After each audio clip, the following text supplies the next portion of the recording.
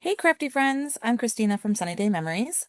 And I'm Barb from NOLA Stamping. And welcome back to the Crafty Copycat Creations podcast. We are so happy you're here with us today.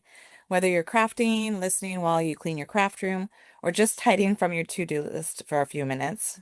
Which we totally support. We're just glad that you're spending a little creative time with us.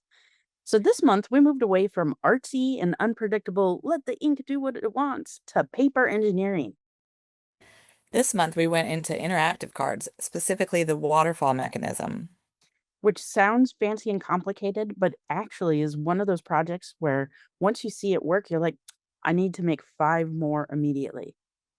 Exactly. And it's one of those things that never stops being fun. Like, I don't care how many times I pull that tab, it still feels like a little bit of magic. Same. And I think that that's what I loved the most about this month. It's not just about how the card looks, it's about the experience of it. Yes, you're creating something people interact with. They don't just open it, they play with it. And you get that moment where someone pulls the tab and goes, Wait, how did you do that? and you just smile because you know how easy it was to just follow along on the video. But really, this was such a fun month of learning, exploring, experimenting, and then pulling it all together with our own spin on the same mechanism in totally different ways. So today we're going to walk through the projects we made, what we learned, and what surprised us, and what totally worked. One thing I really love about waterfall cards, or any waterfall projects, is that they're interactive, but in such a playful way. Yeah, they don't feel complicated when you're giving them, they just feel fun. Like you pull the tab and suddenly everything starts flipping and it's just delightful. And it turns any project into more of an experience. It's not just something you open and set aside. People actually engage with it. Which makes them perfect for those extra special recipients, like birthdays or kids, or honestly, anyone who appreciates something a little unexpected, Or someone who would absolutely sit there and pull it 10 times in a row. which is everyone. Definitely everyone. But they're also really fun to make. Once you get the hang of the mechanism, it's one of those projects where you just want to keep going and try different variations.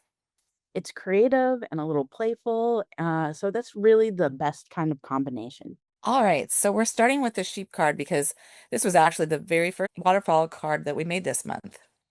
For me, it was the let's see if we can figure this out card, Test run. the confidence builder.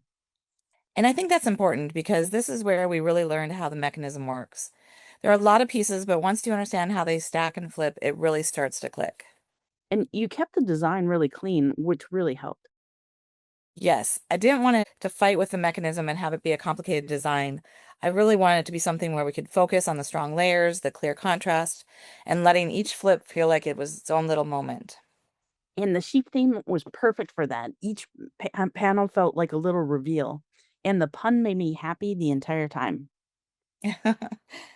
As it should. And then you came in with a camera card. And this is where I took what we learned from the first one and kind of played with it. Since we already understood the mechanism, I could focus more on the card. And the camera theme just works so well with the waterfall because each panel feels like a photo and you're just almost like flipping through snapshots. Which makes the motion feel even more natural. I like how you used a stamp set in a slightly different way. You took the supplies you had, even though it was more of a memory keeping, scrapbooking stamp set, and you made it work for a card. Okay, but then you took it to the next level. I did. I turned the waterfall into a candy box topper because why not combine interactive cards with chocolate? Just in time for Easter, but it could work for any occasion. Honestly, adding chocolate, just good decision making. So the waterfall sits on top of the box, and as you pull it, you get the same flipping effect, but now it's attached to the gift. And I kept the colors soft and springy, lots of pastels, little Easter bunny imagery.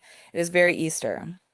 And I love that the waterfall becomes part of the presentation. So, not just the card, Yes, it turns the whole thing into an experience. where you experience the candy.